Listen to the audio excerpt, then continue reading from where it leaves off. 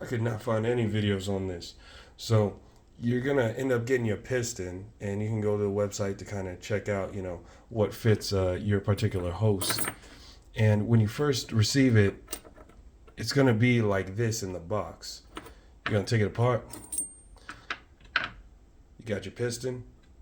You're gonna toss it on, drop it like that, then drop it in here. It's a little tight, but it'll go on there just like that with the smooth part on the top. Now this is the part that got me. I thought I was doing it wrong. I was trying to put it on here and it would not go down to save my life. So that way I could start screwing it. See a gap right there? Not enough to screw. There's an O-ring on here. Lube it, put a little bit of oil on it, and then you're gonna take a little wood block here and push down. Actually, I have to put my full weight on this. I actually already got it on there, so shoot. Think we go.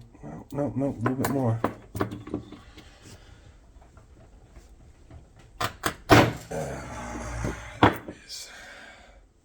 As you can tell, it takes quite a bit of force to get past that O-ring.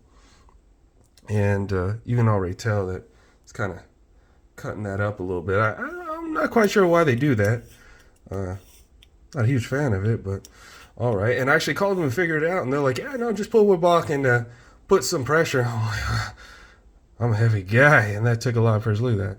It's kind of shaving it off. That's the way to do it. Anyway, good luck. Have fun.